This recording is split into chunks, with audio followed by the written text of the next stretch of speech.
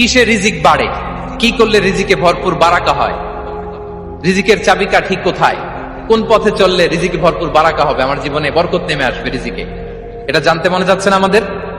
হ্যাঁ, কষ্ট হচ্ছে আপনাদের? কষ্ট হচ্ছে? তাহলে কি করলে রিজিকে ভরপুর বারাকা হয়, কি করলে আমার জীবনে ভরপুর বারাকা নেমে আসে, এই পয়েন্টটাতে আমরা একটু আলোকপাত করি। যেসব কাজ করলে আমাদের জীবনে রিজিকে আসমানি বারাকা নেমে আসবে, আমাদের রিজিকে আসমানি বারাকা নেমে আসুক, আমরা চাই কি চাই না? সবাই আমরা চাই নিশ্চয়ই। যে কাজ করলে রিজিকে আসমানি বারাকা আসে, এর এক নম্বর হচ্ছে তাকওয়াল্লাহ, আল্লাহর ভয়।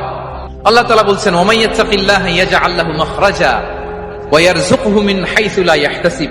যে আল্লাহকে ভয় করে, যে আল্লাহ সচেতন, আল্লাহ তাকে মাখরাজ, মাখরাজ মানে কি জানেন? ওই যে এক্সিট লেখা না এদিকে, এই এক্সিটকে আরবিতে বলে মাখরাজ, মানে কোথাও আটকাবেন না, বের হওয়ার রাস্তা আছে, কোথাও আটকাবেন না, বের হওয়ার রাস্তা আল্লাহ তাআলা অ্যারেঞ্জ করে দিবেন। You will have the way out from crisis.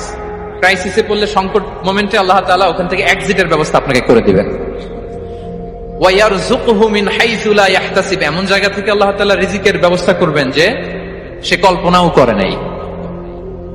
এরকম অনেক সময় হয় না যে আমি ভাবিও নাই যে এখান থেকে আমার রিজিকের বন্দোবস্ত হতে পারে, কোত্থেকে যে রিজিক চলে আসলো, এরকম জীবনে মাঝে মাঝে হয় কি হয় না? ব্যবস্থা করেন কে?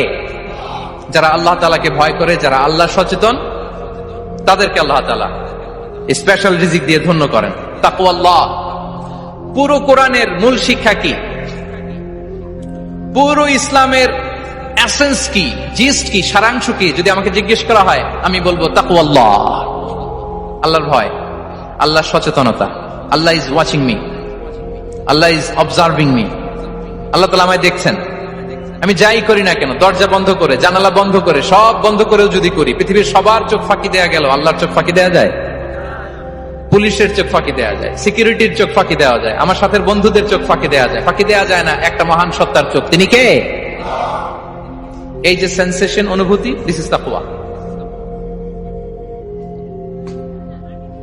এই অনুভূতিটার নামই হচ্ছে তাকওয়া, যে আমি যাই করি, যেভাবে করি, যখন করি, কেউ দেখে না কিন্তু দেখে কে?